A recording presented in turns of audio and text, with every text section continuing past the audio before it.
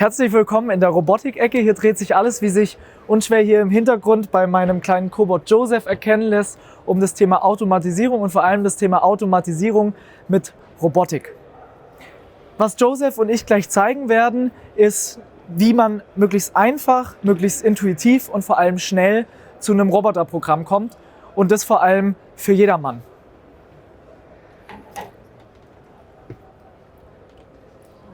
Funktioniert fast so einfach und schnell wie bei einer Instant-Nudelsuppe. Das ist so ein bisschen das, wie ich es immer ganz gerne erkläre. Denn Joseph ist jemand, der hört mir ganz gut zu, der schaut mir ganz gut zu und vor allem ist Kollege Joseph absolut lernbegierig und setzt sein angelerntes Wissen hier auch super um. Wie komme ich jetzt zu einem Roboterprogramm? Das ist ganz einfach mit 2 Klicks. Der erste Klick startet meine Aufnahme. Ich führe auch hier wieder Joseph einmal vor, wie ich es gerne hätte. Kann auch komplexere Bewegungen umsetzen, ohne Probleme. Und wenn ich fertig bin und mir das Ganze gefällt, beende ich die Aufnahme mit einem weiteren Klick. Ich kann ihn in die Startposition fahren und ich habe mein erstes Programm eingelernt. Wir lassen Joseph mal kurz fertig machen.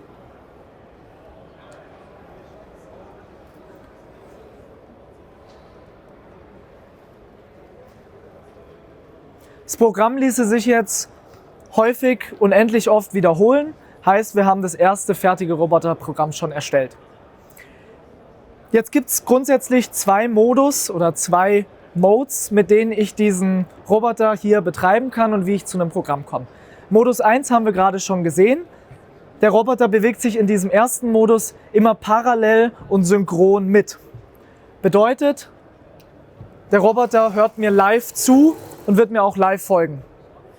Ich zeige das mal hier an dem Wagner W als exemplarisches Bauteil. Der Modus ist vor allem dann vorteilhaft, wenn ich komplexe Bauteile habe, und das Wagner W ist noch eins der einfacheren, um den Roboter wirklich in kritischen Punkten zu positionieren und direkt die gesamte Achskette hier einmal zu prüfen. Ist der Punkt erreichbar? Ist der Punkt ohne Kollision erreichbar? Geht Joseph hier in irgendwelche Achslimits? Wenn nein, super Job. Die zweite Möglichkeit, diesen Modus hier auszuspielen und zu einem Programm zu kommen, und ich mache das gerade auch mal hier wieder vor, ist, den Roboter Joseph einfach durch die Bahn zu führen. Auch hier habe ich den Vorteil, ich kann direkt sehen, wie mein Beschichtungsergebnis aussieht, weil der Kollege natürlich pulvern und nass lackieren kann. Plus ich sehe, dass der Roboter alle Ecken erreicht. Auch hier haben wir ein fertiges Programm als ein Ergebnis von dem Modus.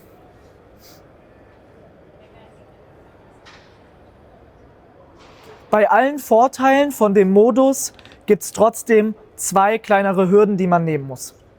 Die erste Hürde, wenn ich mich hier nochmal einen Meter von meinem Exponat entferne, dann wird meine Augen-zu-Hand-Koordination schwieriger.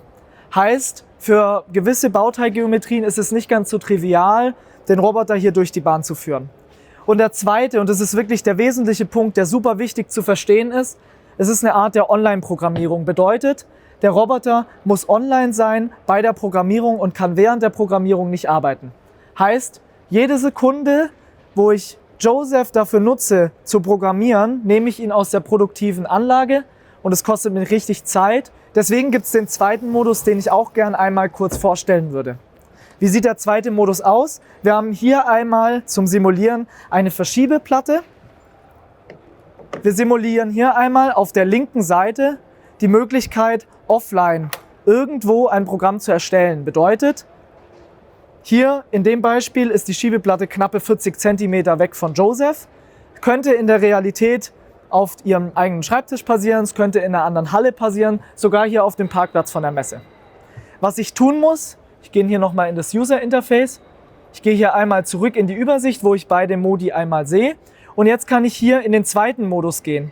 Und er ploppt mir hier schon auf, was ich zu tun habe, nämlich ich muss hier einmal mit 2 einfachen Klicks, schon ist es passiert, diesen Frame, also diese Örtlichkeit hier als neue Referenz einlernen. Das war's auch schon. Ich kann hier magnetisch das Ganze wieder auf mein Tool setzen, auf meine Pulverpistole, und es kann losgehen. Ich erstelle jetzt, wir werden es sehen, ohne Joseph ein Programm. Klick.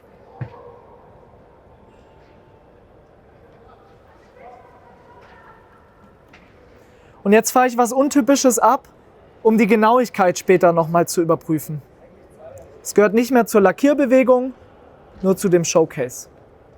Ich beende das Programm mit einem weiteren Klick. Und was jetzt passiert, ich hole mir einmal Joseph, hole ihn mir zurück in seine Lieblingsposition, die Home-Position. Ich kann jetzt relaxen.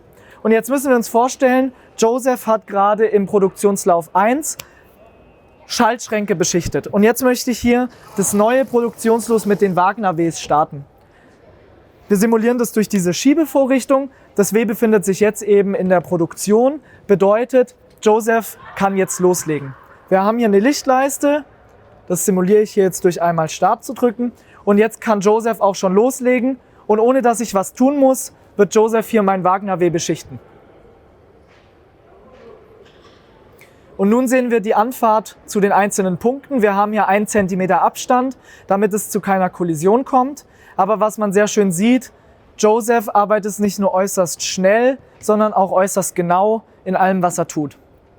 Das ist der zweite Modus. Hat den großen Vorteil, Joseph kann währenddessen arbeiten und bei der Programmierung verliere ich kein Geld, weil es eine reine Offline-Programmierung ist und der Kollege weiterarbeiten kann.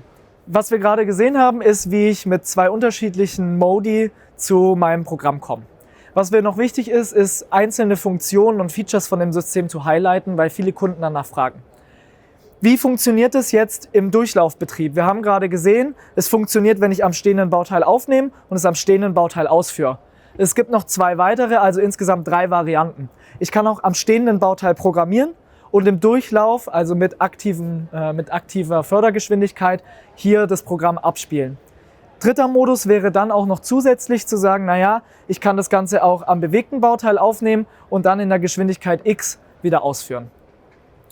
Auch verschiedenste Nacheditiermöglichkeiten habe ich hier in dem System. Ich kann beispielsweise die Bewegung ein bisschen glätten, sodass ich Ruckler rausnehme. Nach meinem zweiten Kaffee ist es oftmals nötig. Ich kann einzelne Achsen auch nochmal blockieren, sodass ich wirklich eine gerade Bewegung hinbekomme. Und das ganze Thema Nachbearbeitung rundet sich so ab, dass ich einzelne Punkte, Bewegungen hinsichtlich der Geschwindigkeit einfach auch nochmal nachbearbeiten kann. Ein tolles Feature ganz zum Schluss. Für gemischt behängte Warenträger ist es dann auch noch möglich, Programme oder Programmschnipsel eigentlich zusammenzuführen. Also ich kann ein Recording aufnehmen und kann es dann mit einem zweiten so verketten, dass ich daraus wirklich ein Programm habe, was dann zusammenhängt, sodass Joseph auch gemischt behängte Warenträger einfach und simpel beschichten kann. Und genau das ist, was wir hier im Kontext Better for You zum Thema Robotik zeigen. Und mir ist eine Sache ganz wichtig, behalten Sie immer im Kopf, Automatisierung kann und darf auch einfach sein. Es kann und darf sogar so einfach sein, wie eine Instant-Nudelsuppe nebenan zu kaufen. Deswegen diese Art der Programmierung, intuitive Instant-Programmierung, das ist wirklich einfach. Probieren Sie es gerne aus. Dankeschön.